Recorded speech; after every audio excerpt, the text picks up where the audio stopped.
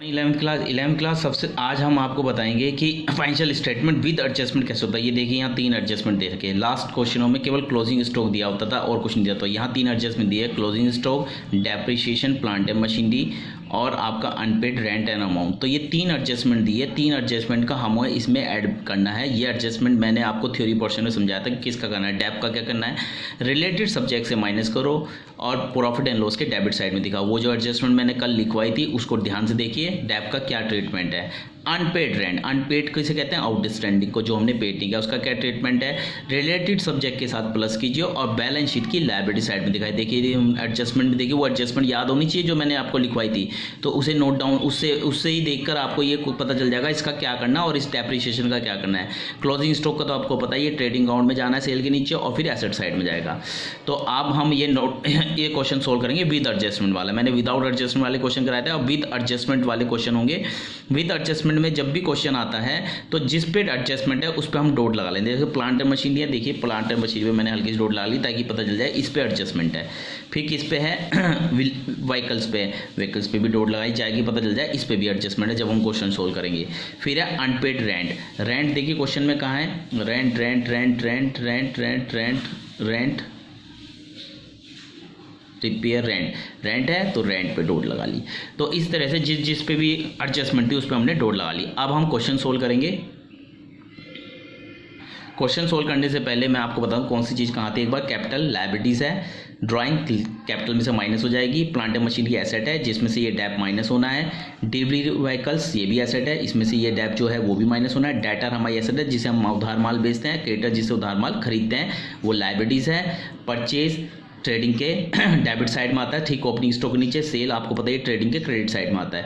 Wages factory का खर्चा है इसलिए ट्रेडिंग के में आता है डेबिट साइड में। कैश हमारी एसेट है। सैलरी प्रॉफिट एंड लॉस का खर्चा है तो प्रॉफिट एंड लॉस के डेबिट साइड में ऑफिस खर्चा है। रिपेयर भी ऑफिस में ही आएगा यानी प्रॉफिट एंड लॉस में। ये ओपनिंग स्टॉक है क्योंकि शुरू की डेट दी है तो ये सबसे ऊपर आता है ट्रेडिंग अकाउंट में। रेंट ऑफिस का खर्चा है जिसमें डॉट लगे, जिसमें एडजस्टमेंट हमें प्लस करनी है, आउटस्टैंडिंग है इसलिए। मैन्युफैक्चरिंग एक्सपेंसिव देखिए मैन्युफैक्चरिंग कहाँ होता है, फैक्ट्री में होता है तो ये फैक्ट्री में यानी ट्रेडिंग अकाउंट में आ जाएगा। बिल पेबल हमारी लायबिलिटीज है, बैलेंस शीट की लायबिलिटी साइड में आएगा। बैड डेट्स जो पैसा मर गया कहाँ आता है, प्रॉफिट एंड लॉस के डेबिट साइड में। और कैरिज कहाँ आता है, ट्रेडिंग अकाउंट में, डेबिट साइड में। तो इस तरह से हमें क्वेश्चन सोल्व करेंगे। तो सबसे पहले हमने फॉर्मूला बनाया trading profit and loss account and the ending year 31 March 2018 particular amount date of, इसमें ट्रेडिंग और प्रॉफिट एंड लॉस बन जाएगा। फॉर्मेट बना लिया। ये देखिए बैलेंस शीट का लायबिलिटीज अमाउंट एसेट अमाउंट, ये बैलेंस शीट का फॉर्मेट बना दिया। अब इसे हम नोट डाउन करेंगे। तो देखिए सबसे पहले क्वेश्चन में क्या है, कैपिटल और ड्राइंग है। कैपिटल क्या होगा, बैलेंस शीट की लायबिलिटीज में इसमें से ड्राइंग माइनस हो जाएगी। देखिए कैपिटल हमने लिखी 1,90,000 अंदर मेंशन कर दी, बैलेंस शीट की लायबिलिटी साइड में आती है। और इसमें से क्या माइनस करेंगे, ड्राइंग। ये हमने ड्राइंग माइनस कर दी, कितने 7,000 रुपीज़। ये माइनस किया, माइनस करके आ गया 1,83,000 रुपीज़। ये अंदर लिखेंगे जब तक इसमें नेट प्रॉफिट लॉस माइनस ना करते, प्लस ना करते, प्रॉफिट प्लस और लॉस माइनस ना करते। नेक्स्ट है प्लांट एंड मशीनरी और delivery vehicles. Plant and machinery में डॉट है तो इसको अंदर लिखेंगे, जिस पे डॉट है उसकी अमाउंट को हम अंदर लिखेंगे पहले और फिर उसमें ये एडजस्टमेंट हम नोट डाउन करेंगे। ये देखिए मैंने प्लांट एंड मशीन मेंशन किया 1,20,000 रुपये, जिस पे मैंने क्वेश्चन में डेप चार्ज किया। अब डेप क्यों चार्ज किया वो आपको एडजस्टमेंट में लिखा हुआ है। ये देखिए डेप्रिसिएशन प्लांट एंड मशीन पे 10% है और डिलीवरी व्हीकल पे कितना है 15%। देखो मशीनरी पर 10% है और व्हीकल पे 15% है। ये देखिए प्लांट एंड मशीन पे 10% तो 1,20,000 का 10% 12,000 रुपये इसमें से माइनस करना है क्योंकि एसेट की वैल्यू में जो कमी आती है उसे डेप कहते हैं। तो 12,000 माइनस करके 1,08,000 रुपये हमें बाहर लिखना है। जब भी किसी भी एडजस्टमेंट होगी उसकी अमाउंट पहले बाहर अंदर लिखेंगे, फिर उस पर जो एडजस्टमेंट है वो चार्ज करेंगे, फिर उसे बाहर लिख देंगे। अगला है व्हीकल्स हमारा कितना है 26,000। 26,000 का 15% कितना है 15% और ये कितना था 10% डेप था इस पर। इसके 15% 3,900 इसे भी बाहर लिख देंगे 001 और 22,100 रुपीज़ व्हीकल्स का आ गया। नेक्स्ट है आपका सन्ड्री डेटर। डेटर हमारी एसेट है, क्रेडिटर हमारी लायबिलिटीज है, तो ये एसेट साइड में जाएगा और क्रेडिटर्स लायबिलिटी साइड में चला जाएगा। डेटर 36,000 हमने एसेट साइड में लिख दिए और क्रेडिटर 26,000 हमने लायबिलिटी साइड में मेंशन कर दिए। डेटर हमारी 36,000 है और क्रेडिटर्स हमारे 26,000 हमने लायबिलिटी साइड में मेंशन कर दिया। नेक्स्ट हमारा परचेज ट्रेडिंग अकाउंट में, सेल ट्रेडिंग अकाउंट में, वेजेस ट्रेडिंग अकाउंट में आएगा। तो ये तीनों हमें ट्रेडिंग अकाउंट में लिखना है। कहाँ लिखना है वो आपको पता है। ये देखिए मैंने परचेज लिख दिया ट्रेडिंग अकाउंट के डेबिट साइड में 20,000 रुपये, वेजेस ठीक उसके नीचे, क्लोजिंग ओपनिंग स्टॉक ऊपर आएगा इसलिए उसके लिए जगह छोड़ दी। और यहाँ लिख दिया मैंने क्रेडिट साइड में सेल कितना है 42,000 रुपीज़। नेक्स्ट पॉइंट है cash at bank. Cash at bank asset side में जाएगा। कैश एट बैंक कहाँ जाएगा? एसेट साइड में। ये देखिए बैलेंस शीट की एसेट साइड में मैंने कैश एट बैंक मेंशन कर दिया। डेटर से ठीक नीचे 26,000 रुपये cash at bank. Next point है सैलरी रिपेयर। ये salary repair profit and loss के डेबिट साइड में जाएगा। ऑफिस का खर्चा है तो मैं इसे प्रॉफिट एंड लॉस के डेबिट साइड में लिखता हूँ। ये देखिए ट्रेडिंग अकाउंट में मैंने थोड़ा सा गैप देकर, वेजेस के थोड़ा गैप देकर प्रॉफिट एंड लॉस अकाउंट बनाया। यहाँ क्रॉस प्रॉफिट आ जाएगा इसलिए मैंने जगह छोड़ दी और यहाँ लिखा सैलरी 8,000 रुपये डेबिट साइड में, रिपेयर 1,900 ये डेबिट साइड में मैंने मेंशन कर दिया। ये प्रॉफिट एंड लॉस यहाँ से मैंने स्टार्ट कर दिया। 8,000 प्रॉफिट एंड लॉस सैलरी में आया, सैलरी प्रॉफिट एंड लॉस में आया, रिपेयर 1,900 क्योंकि ये ऑफिस का खर्चा है। नेक्स्ट पॉइंट है ओपनिंग स्टॉक। ओपनिंग स्टॉक ठीक परचेज के ऊपर आता है। ये मैंने परचेज के ठीक ऊपर ओपनिंग स्टॉक लिखा 16,000 रुपीज़। ट्रेडिंग अकाउंट में सबसे ऊपर ओपनिंग स्टॉक। नेक्स्ट पॉइंट है रेंट। देखो रेंट पे डॉट है तो डॉट है तो इसकी अमाउंट अंदर लिखेंगे और इस पर क्या डॉट है उसके पढ़े तो इस पर एडजस्टमेंट है अनपेड रेंट यानी आउटस्टैंडिंग। अब आउटस्टैंडिंग का क्या ट्रीटमेंट था? रिलेटेड सब्जेक्ट के साथ प्लस कीजिए और बैलेंस शीट की लायबिलिटी साइड में दिखाइए। ये देखिए रेंट मैंने ठीक रिपेयर के नीचे लिखा है क्योंकि ये प्रॉफिट एंड लॉस में आता है। रेंट लिखा 4500 अंदर लिखा क्योंकि इस पर डॉट थी, एडजस्टमेंट था। और आउट स्टैंडिंग कितना है 500 रुपये जो पेड नहीं हुआ वो मैंने प्लस कर दिया। रिलेटिव सब्जेक्ट के साथ मैंने प्लस किया 500, 5,000 बाहर आ गया। एडजस्टमेंट दो जगह थी, 500 रुपये तो सेल इसमें आ गया रेंट के ठीक नीचे और 500 रुपये ही बैलेंस शीट की लायबिलिटी साइड में आना है। ये देखिए 500 रुपये मैंने बैलेंस शीट की लायबिलिटी साइड में मेंशन कर दिए हैं। 500 क्योंकि एडजस्टमेंट दो जगह आनी है। ये देखिए बैलेंस शीट की लायबिलिटी साइड में 500 रुपये मेंशन कर दिए। और एक मैंने क्या किया, इसे मैंने रेंट के साथ रेंट में से प्लस किया, रेंट में प्लस किया और बैलेंस शीट की लायबिलिटी साइड में। तो दो जगह एडजस्टमेंट आनी है। इसी तरह डैप की भी आनी थी। मैंने डैप की एक ही जगह लिखी, दो जगह लिख देते हैं। एक जगह हमारी कहाँ आई थी? एक जगह डेप की एडजस्टमेंट आई थी हमारी बैलेंस शीट में से माइनस किया था। अब यही एडजस्टमेंट, ये जो एडजस्टमेंट बैलेंस शीट में से माइनस की थी हमने किसमें? एसेट में से, यही प्रॉफिट एंड लॉस के डेबिट साइड में आएगी। आपको डेप से रिलेटेड मैंने एडजस्टमेंट बताई है। एक बार रिलेटेड सब्जेक्ट एसेट के साथ माइनस होगी और प्रॉफिट एंड लॉस के डेबिट साइड में। अब इन दोनों का मैं जो प्रॉफिट एंड लॉस के डेबिट साइड में लिखना है। ये देखिए मैंने रेंट के ठीक नीचे मैंने डैप लिख दिया यानी प्रॉफिट एंड लॉस में dep on plant and machinery और व्हीकल्स।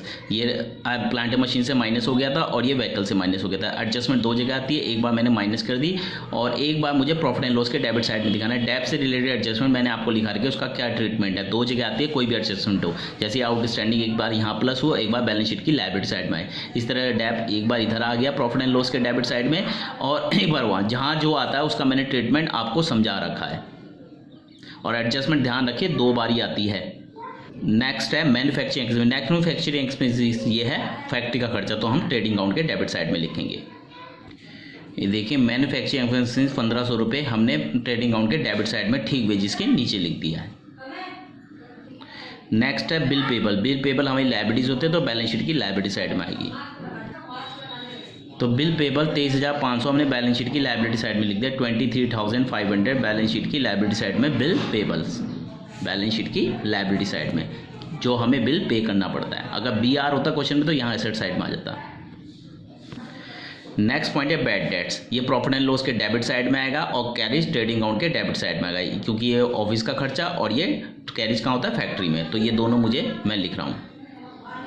ये देखिए मैंने कैरेज प्रॉफिट एंड लॉस के और ट्रेडिंग अकाउंट के डेबिट साइड में 1,600 लिख दिया मैन्युफैक्चरिंग के नीचे और बैड डेट्स लिख दिया मैंने प्रॉफिट एंड लॉस में टू बैड डेट्स 5,000 रुपये। जो पैसा मारा जाता है हमारा डेटर से उसे बैड डेट्स बोलते हैं जो प्रॉफिट एंड लॉस के डेबिट साइड में आता है। तो हमारा ट्रायल बैलेंस पूरा कंप्लीट हो गया। जो ट्रायल बैलेंस के आइटम थे हमने ले लिया। अब हम एडजस्टमेंट पे आएंगे। Closing stock. क्लोजिंग स्टॉक कहाँ आता है? ट्रेडिंग अकाउंट के सेल के नीचे और एसेट साइड में 16,000 रुपये। ये देखिए क्लोजिंग स्टॉक मैंने एसेट साइड में लिख दिया 16,000 रुपये और फिर मैंने ट्रेडिंग अकाउंट में सेल के ठीक नीचे क्लोजिंग स्टॉक 16,000 दो जगह लिख दिया क्योंकि एडजस्टमेंट था। क्लोजिंग स्टॉक दो जगह आता है, एक तो ट्रेडिंग अकाउंट सेल के नीचे और एक एसेट साइड में।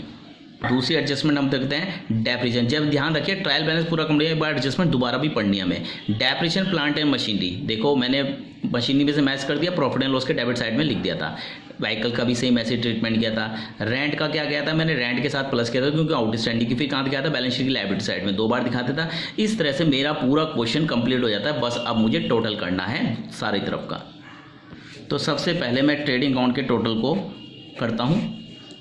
ट्रेडिंग अकाउंट का टोटल इधर का ज़्यादा है तो मैं इधर के टोटल करता हूँ। इधर का टोटल 58,000 रुपीज़ है। ये 58,000 रुपीज़ मैं दोनों तरफ मेंशन कर दूंगा। कर दिया। अब इस 58,000 रुपीज़ में से मुझे ये सारा माइनस करना है और वो ग्रॉस प्रॉफिट यहाँ लिखना है, टू ग्रॉस प्रॉफिट, क्योंकि क्रेडिट साइड ज़्यादा है, ये ज़्यादा है इसलिए ग्रॉस प्रॉफिट। तो ये माइनस करके ग्रॉस प्रॉफिट निकलेगा। तो ग्रॉस प्रॉफिट निकला 10,900 टू ग्रॉस प्रॉफिट 10,000। अब ये ग्रॉस प्रॉफिट कहाँ ट्रांसफर हो जाता है, यहाँ प्रॉफिट एंड लॉस के क्रेडिट साइड में। तो यहाँ लिख देता हूँ बाय ग्रॉस प्रॉफिट कितने रुपए, 10,900 रुपीज़।